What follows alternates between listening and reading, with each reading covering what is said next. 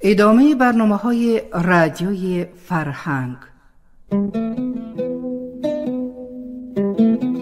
تازه انگارها، ایجاد نویسندگان نهانبین و ژرف پیما، اندیشه های کلیدی در درک معنی زندگی، هستی و راستی و آیین و عنعنه های اجدادی.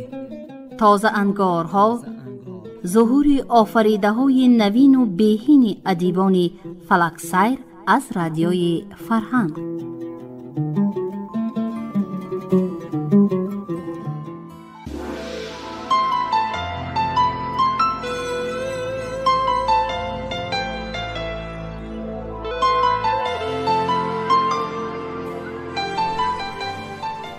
السلام علیکم شنوندگان عزیز. حالا از برنامه تازه انگارها گفتار دویم را از اثر نویسنده عبدالحمید صمد پرانچک ها شنوید.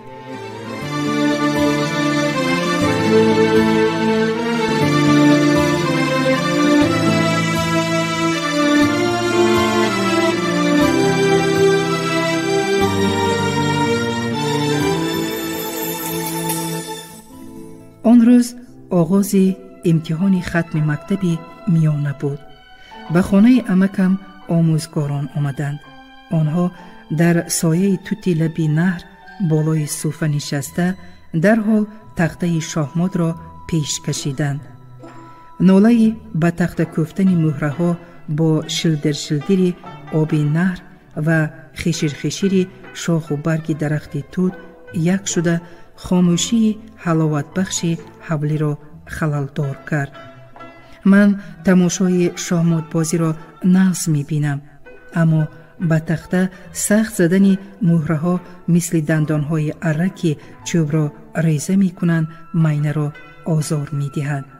باز بعضی مخلصان شاهماد می گویند که کیف این بازی محض در هیاهو و روی تخته سخت کوفتن مهره هاست. به نزد مهمان ها دسترخوان و چای بردم. معلم، نعیم را به کدام مکتب داخل می کنونید؟ ناگاه پرسید یکی از آموزگاران. سریصابم را گم کردم. دلم در قفس سینه به بازی در آمد. به کجای دلش خواهد و زورش رسد خودش داخل می شود. بی پروا جواب داد عمکم و گپ را به دیگر طرف کشیدنی شد. اسب گریز که جوان مرد می شود. دانش خودش هم بد نیو، باز یگان مشکل کشادر کار. لقمه پرتاف معلم جغرافیا خلیلی و اضافه کرد. شرایط به خودتان معلوم. فراموش نکنید که شما آهنگ سخنش را متنتن کرد و نعیم را برای به مکتب عالی داخل کناندن اینجا آوردید. عمکم با گوشه چشم سویم نظر انداخت. من اکنون به خود آمده با بهانه نزد آتشدان رفتم و برای چای جوشانی آتش در دادم. سپس از شعله ها چشم نکنده شاخه های خشک بید را سری زانو چرس چرس شکسته به آتشدان پرتافتم. عجایب آدم است عمکم، ملایم طبیعت. به گفت بعضی ها سخنهایش را حساب کرده از دهان می برارد. در خانه تنها با کودکان شوخی و بازی کردنش را دیدن ممکن. در نظرم هر یک نگاه، هر یک حرکتی او و کمتر از سخنهایش معنی دارد. این خصلتش به من نهایت خوش است. متکا مشکل کشای از همه بیمینت کتاب است داملا. آواز عمکم و صدای به تخته برخوردن مهره ها پیوسته به گوشم آمد. در نزد بچه ها این گپ ها را گفتن خوب نیست. شخ. این گپی معلوم.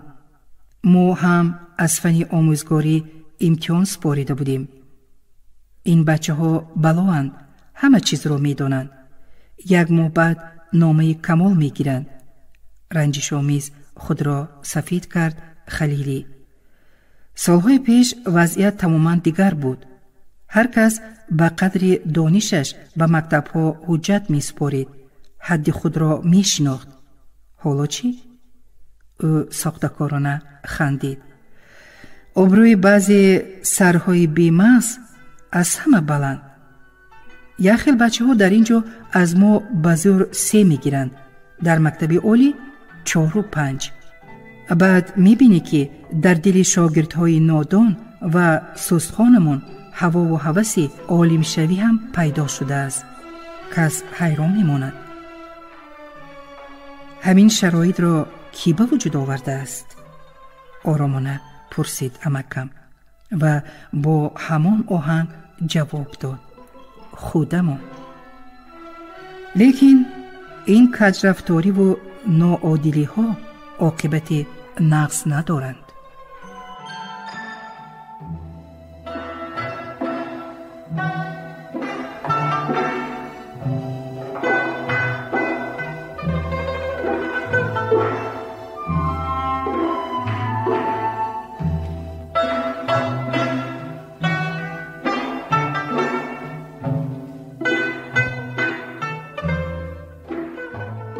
عمکم هنوزم به درخت سیب تکیه کرده خاموش می ایستاد.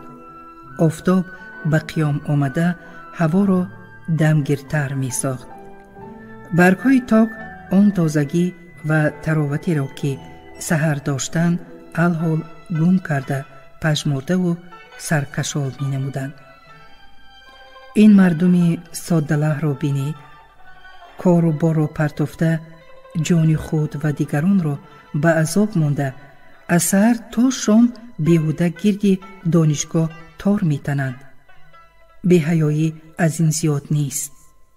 گذراندم از دل و نگاهم به عمکم برخورد.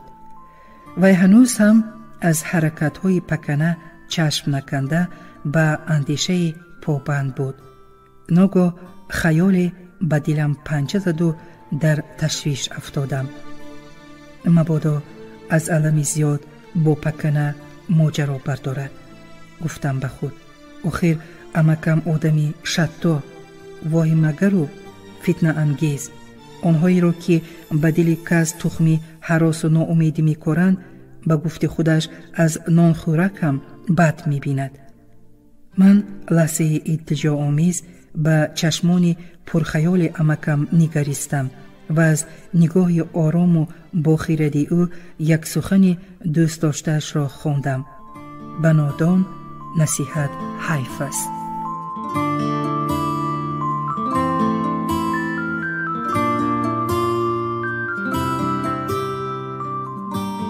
آدمانی هستند که به یک دیدن در دل مسکن می‌یابند، مهر پیدا می‌کنند و باز طایفه های وجود دارند که به یک نظر خاروار به چشم می‌خلند، نفرت کس را بیدار می‌کنند. من حالا از بین بچه ها پکنه را جستم. او پیش درآمدگاه به پهلودری تکیه زده دختری را به گپ می‌کشید و مدام یک لبش را کج می‌کرد که وی دندان‌های طلایش را ببیند. آدمی دانش طلب به آر و ناموس این خیل نیست. آواز نرم عمکم به گوشم رسید: سغور بر این فربیه است. رنگ رویش را بین، مثل خونی بینی سوپ سرخ. بیشتر باز همراهش کتاب می درارد. وی تأسف آمیز روی تافت. دانش طلب شب و روز بالای کتاب جان می کهاند، رنگ زرد می کند که به مقصد رسد. پی بردم که عمکم به غایت دلتنگ شده است. برای از این ورطه او را رهانیدن گفتم: عمک، نوبت در آمدن من حالا دور است. اینجا بیهوده عذاب کشیده ایستادن چی لازم؟ یک گپ به نوک زبانم آمد. خواستم آن را فرو برم، نشد. باز آدم ها گمان نکنند که شما بلیگویی آمده اید. وی دمی به اندیشه رفت. سپس خسته حالانه از جایش برخیست.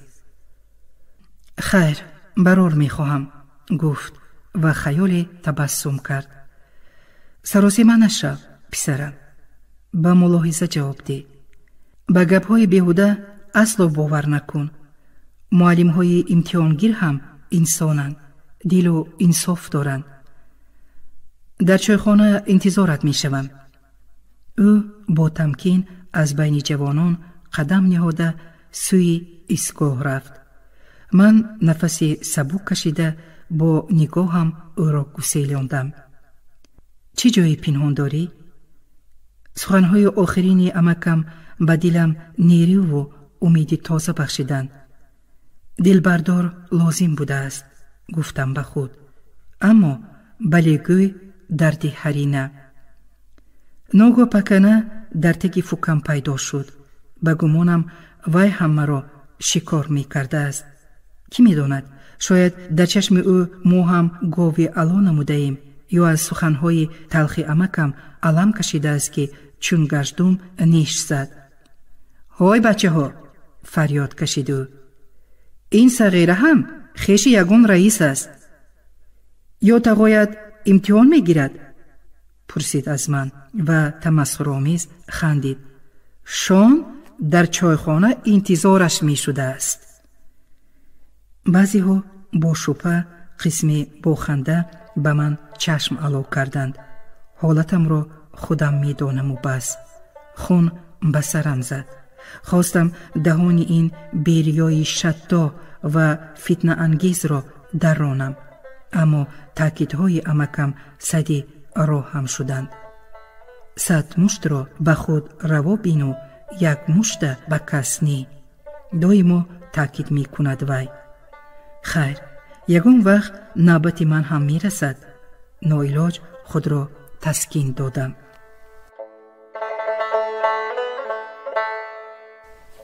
آن روز چنین اتفاق افتاد که من و پکنه دنبال همدیگر به امتحان در آمدیم. وی در کرسی شفت من نشست. آموزگاران امتحانگیر 3 نفر بودند. یکی موسفید خراب عینکدار، دیگری میان عمری تا سر که هر زمان می سرفید، سیومی جوان مغرور نما. آنها مگر از طول کشیدن امتحان خسته شده بودند که کوتاه صحیح جواب دهید، مغز گپ را گویید، کفایت تاکید کردند. من سوالهایم را بار دیگر از نظر گذراندم. دلم را حسیات گوارای فرا گرفت. براستی درباره هر یک سوال تصوراتی داشتم. از این رو آسوده حالانه با گوشه چشم به پکنه نظر افکندم. وی مثل آن که در سر سوزن نشسته باشد بیقرار بود. گاه از کیسه کاغذی را می برآورد، گاه از بچه های در پیش و قفایش نشسته چیزی را می پرسید.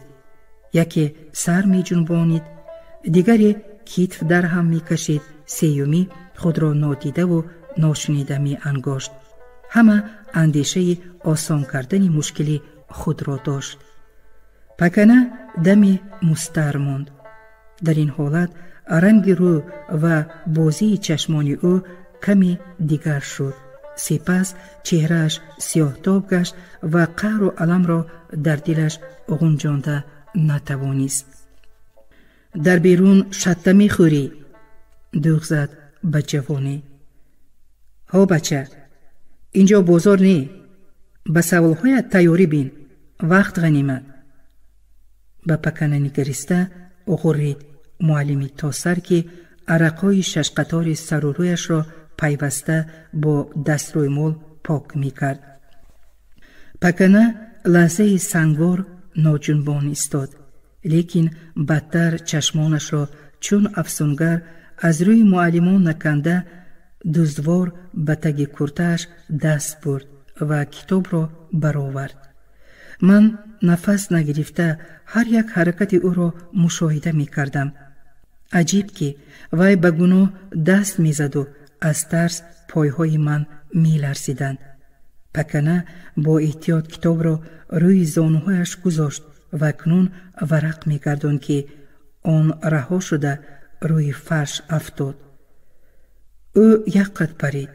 دقیقه سرحسابش گم شد، ولی در حال خود را به دست گرفته آنچنان آرام بر روی میز دیده دوخت که گویا واقعی روی نداده باشد. نه تنها من، دیگران نیز از خجالت و حیرانی لب گزیدند و سر خم کردند. آموزگاری جوان برخسته قدم شمار نزد پکنه آمد و خم شده در بون گوشش پیچی راست زد. کتاب را گیر و روی میز بگذار. کدام کتابه؟ اعتراض آمیز پرسید پکنه و بی میل بر روی فرش نظر پرتافت. این کتابی من نیست. کتابی تو هم نباشد آن را از روی فرش بردار. زیر پا ماندن کتاب اوبال است. خسته حال لقمه پرتاف معلمی سرسفید که موی نقرفامی او به چهره میسرنگش نور و صلابتی می بخشید.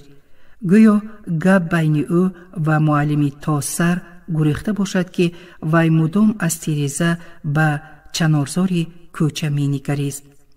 پکنه ناعلاج خم شده کتاب را برداشت و به گوشه میز نهاد. اکنون وی نگاهش را از معلمان می گریزاند و مثل کلفت زده دم به دم آهی سرد می کشید. وقت به نظرم کشال یافت. داوطلبانی از ما پیشتر به امتحان در آمده، یکی با سری خم دیگری با تبسم از در بیرون می شدند.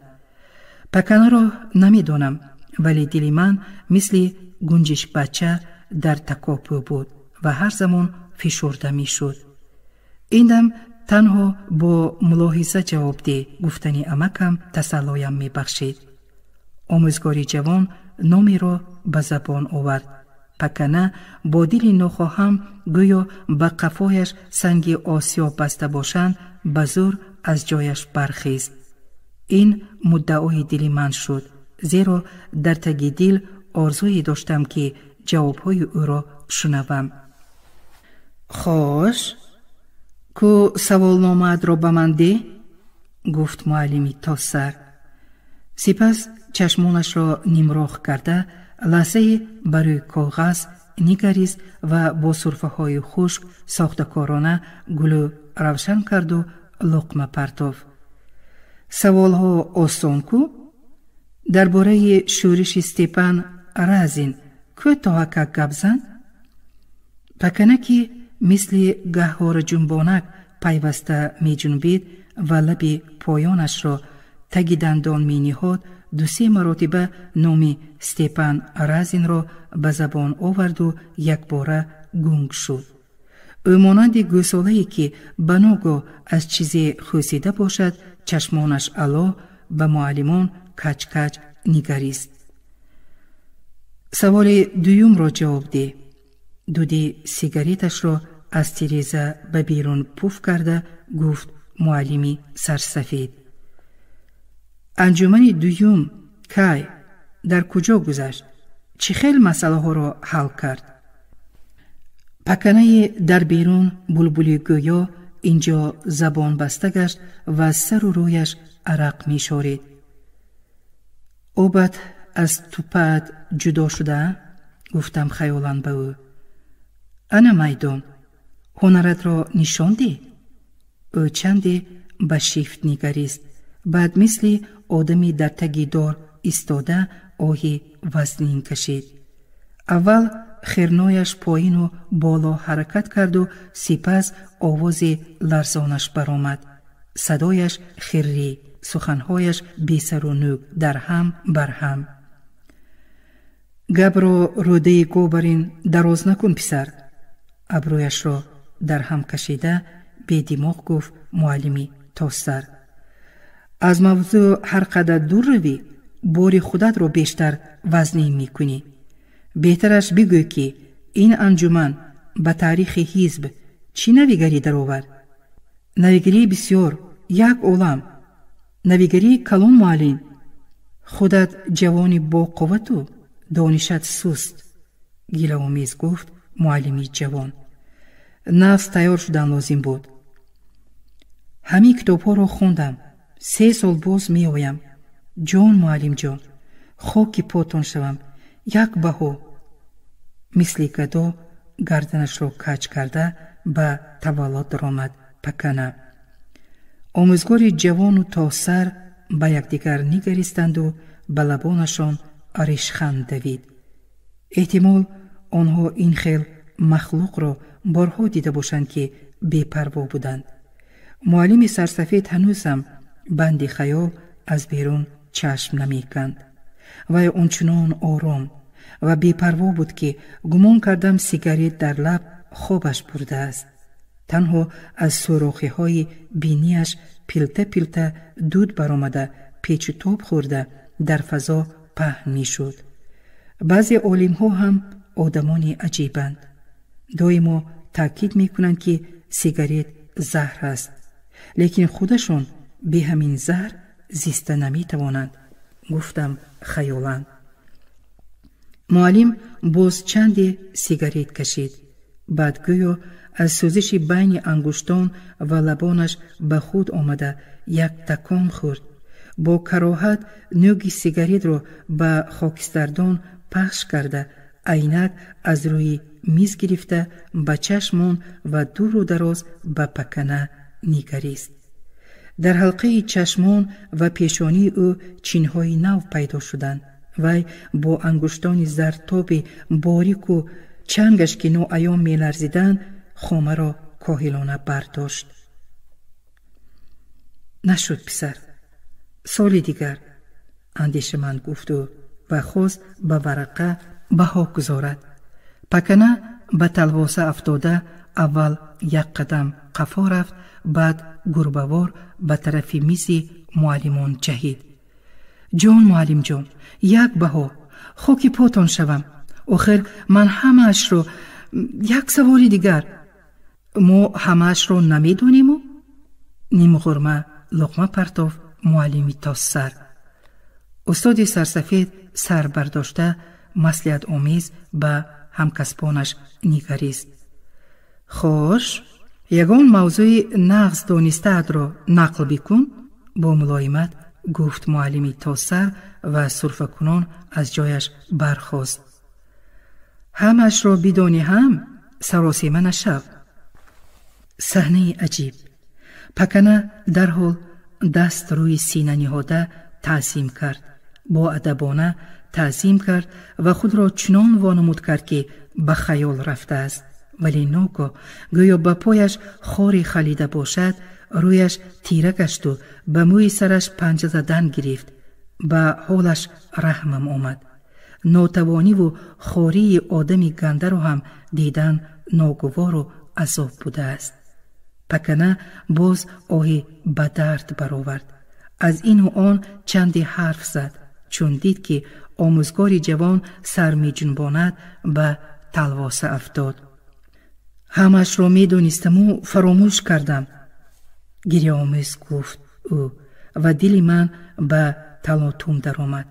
از شرم خود را پس بچه‌ای که در کرسی پیش می نشست پنهان کردم. نمیدانم این عادت از کجا یارم شده است.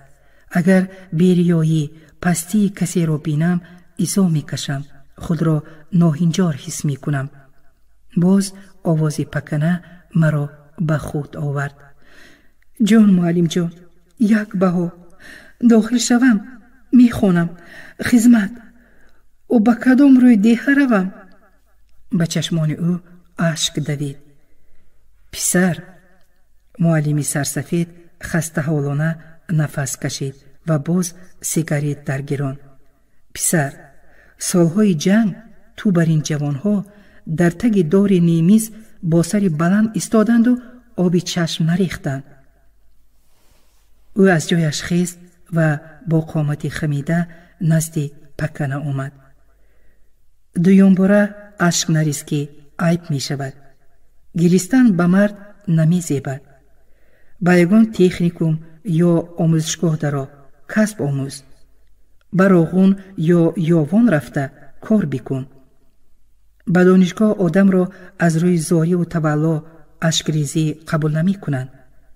معلم برگشته به جایش نشست با ورقه چیزی نوشت و آن را به گوشه میز نهاد.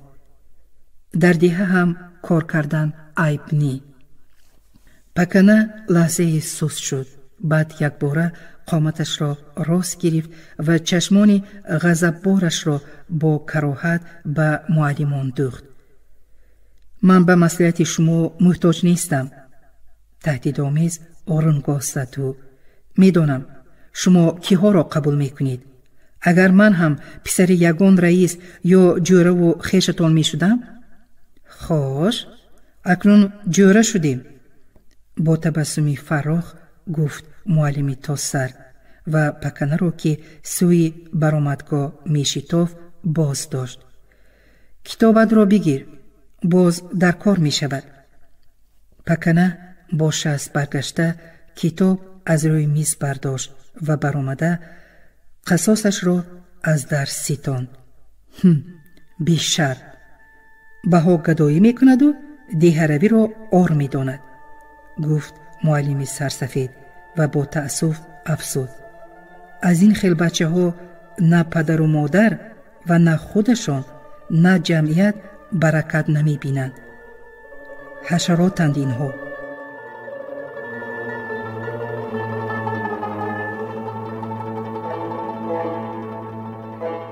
وقتی که من از امتحان برآمدم شماره آدمان صحن دانشگاه خیلی کم شده بود. گذشتی؟ برابر پرسیدن بچه ها. بها چند صغیره؟ آواز پکنه که با شناس و جوره هایش در کنار راه استاده سیگارت می کشید به گوشم رسید. دستم را بالا برداشته 4 انگشتم را غالبانه نشان دادم. انا باور کردید؟ او بی‌تقایی نمی شود. او با خشم توف کرد. شما گمان میکنید که همین صغیره حق دانش دارد؟ روی دروغگو سیاهی 100 لغت زنیدشم از دهانش یک حرف نمی براید. او به همه سوالها جواب دادم. از این دروغ و بی ایمانی پکنه به جای قهر خنده ام آمد. آخر و ضعیفیش را باری دیگر با نقاب شطاحی می پوشاند. ها، برای طایفه نامرد و حبیس بیشرمی نقاب سپری بهترین بوده است. چند قدمی دیگر گذاشتم.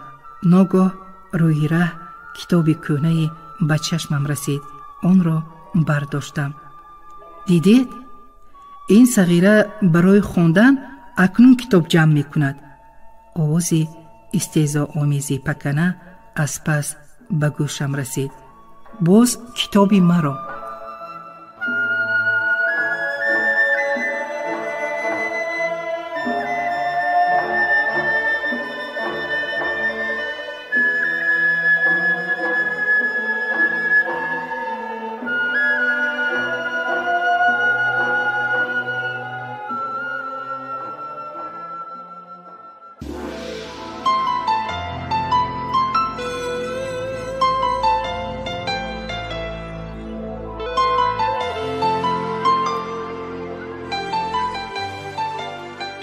شما از برنامه تازه انگارها گفتار دویم را از اثر نویسنده عبدالحمید صمد پرانچک‌ها شنیدید. برنامه را اینها آماده نمودند: راوی قطبیه اکرامی، صدابردار امام علی زیایف، کارگردان برنای نظام. تنصیحات و خانه آباد باشید.